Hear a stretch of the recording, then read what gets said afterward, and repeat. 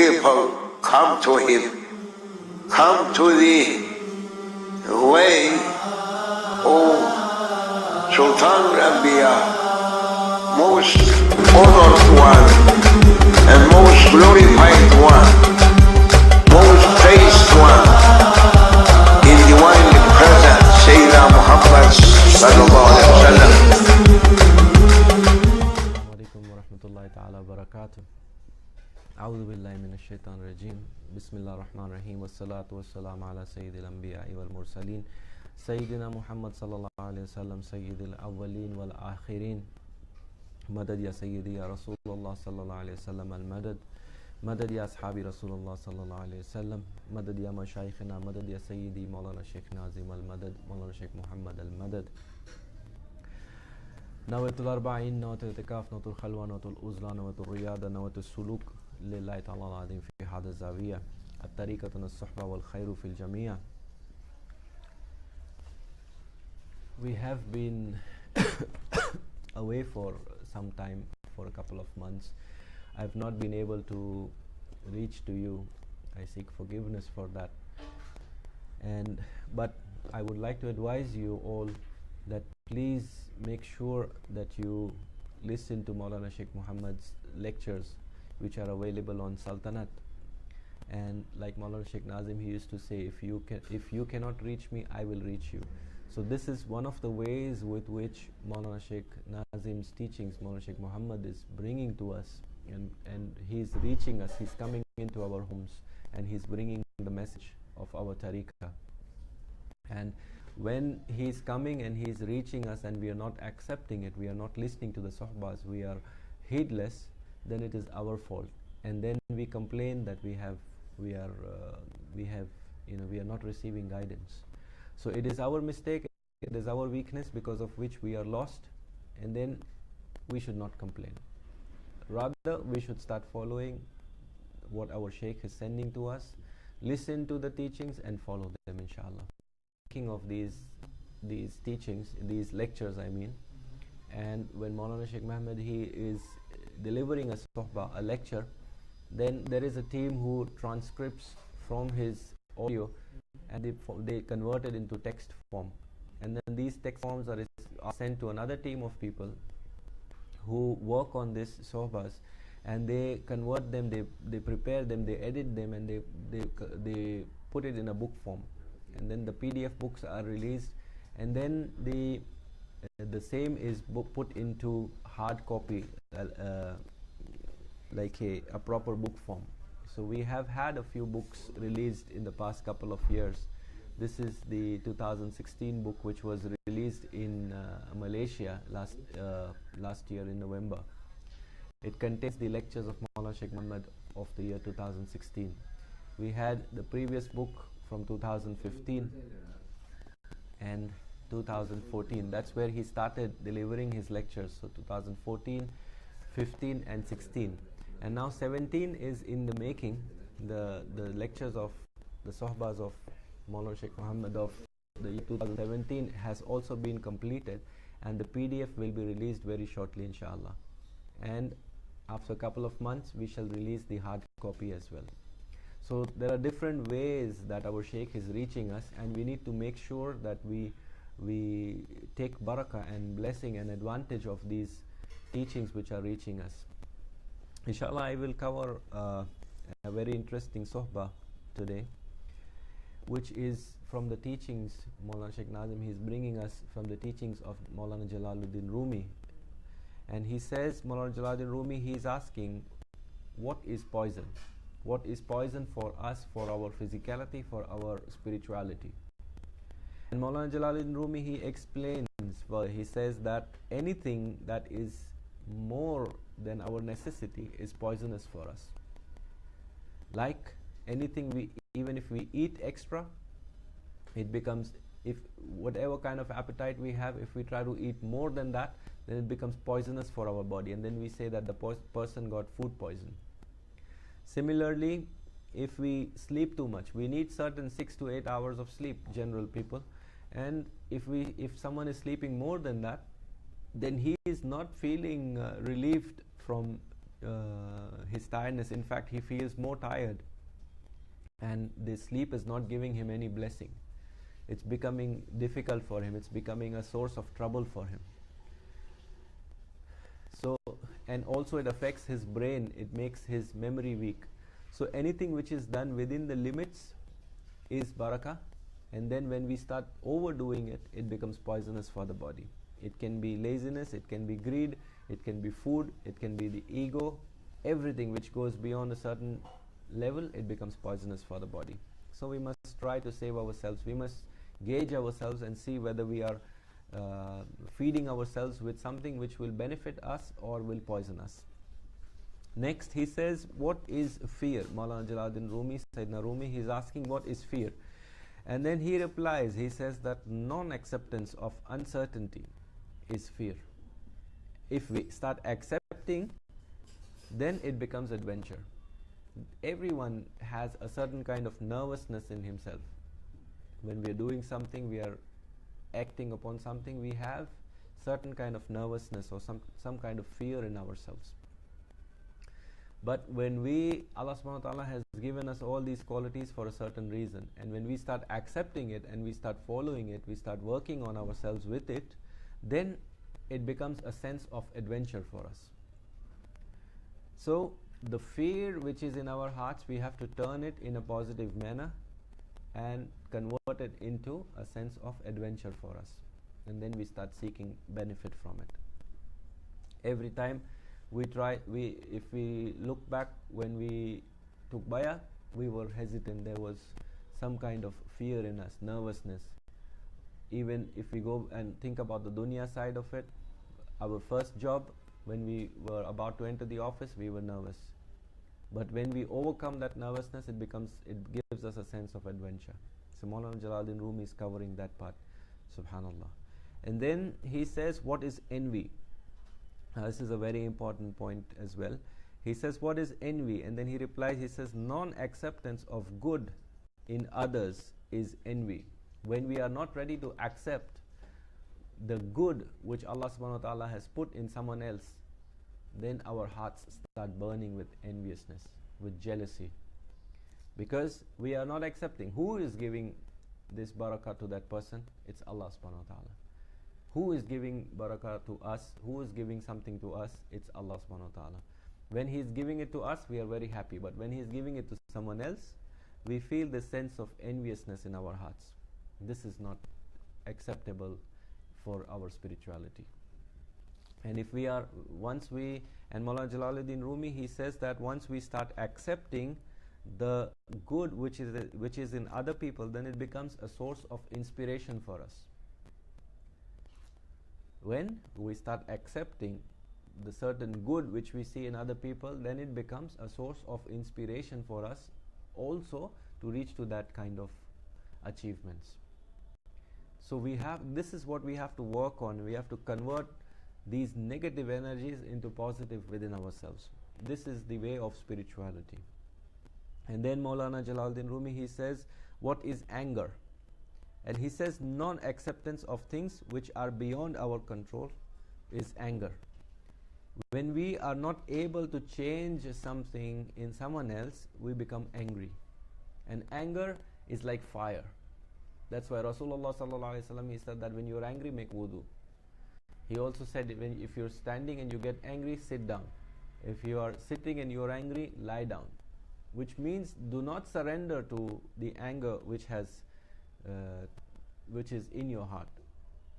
And when we are not ready to accept things which are beyond our control, which we cannot change, then we become angry.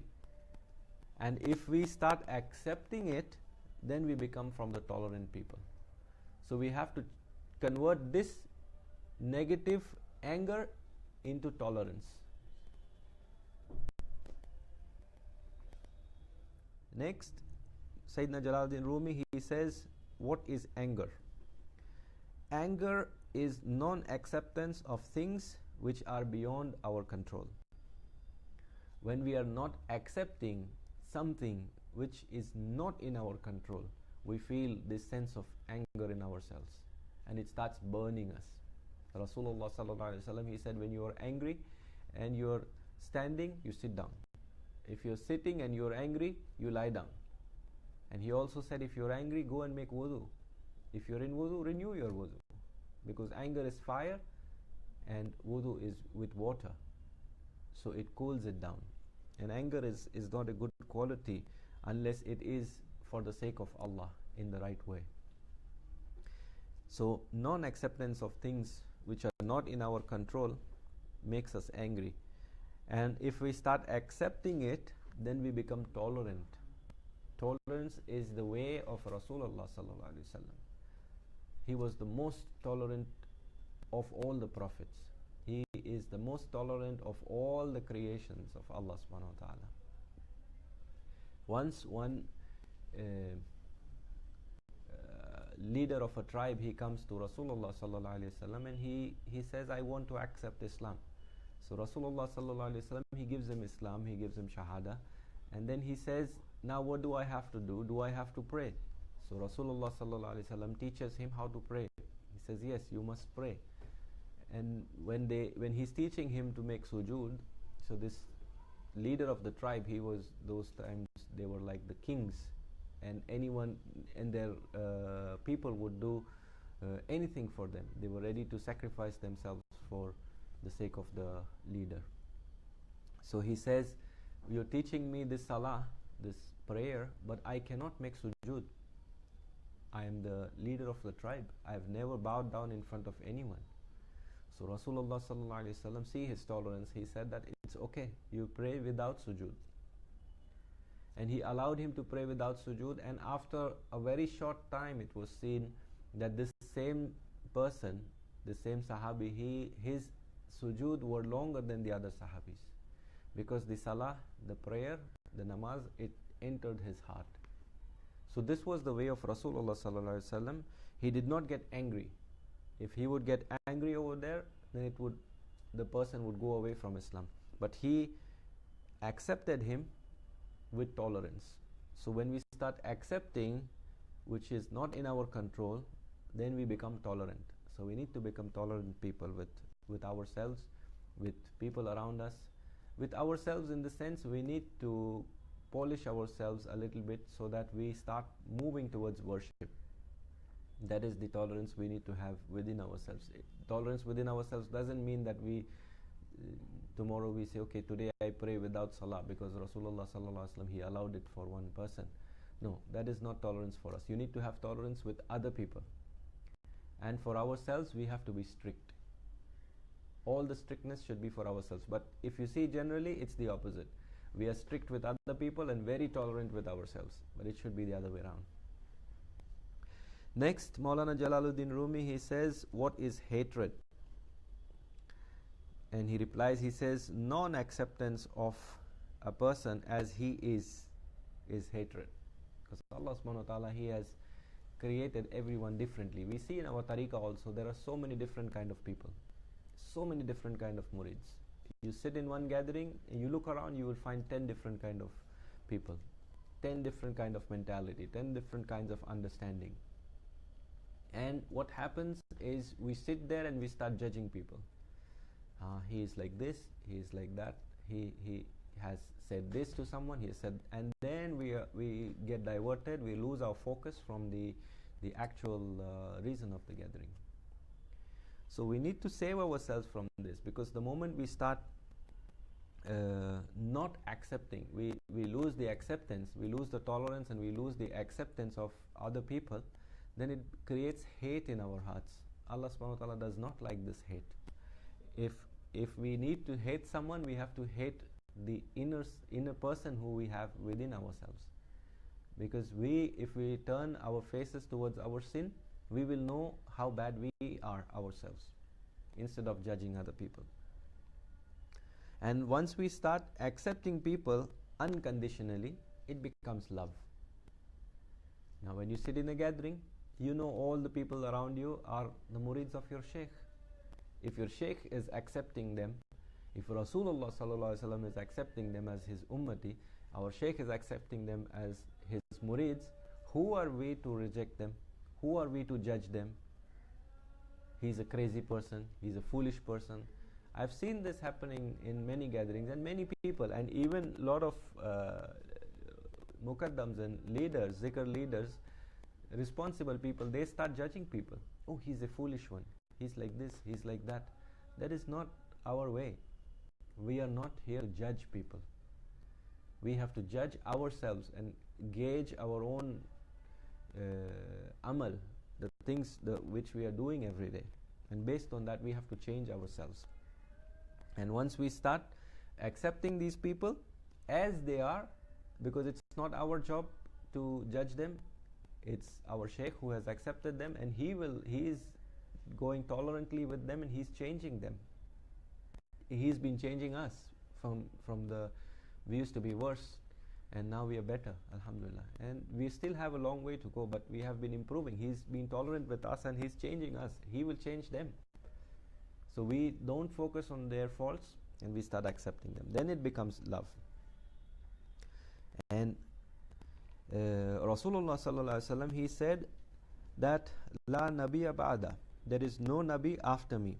So Sahaba, they asked him, Ya Rasulullah sallallahu alaihi wasallam, how will your deen, our deen spread after this?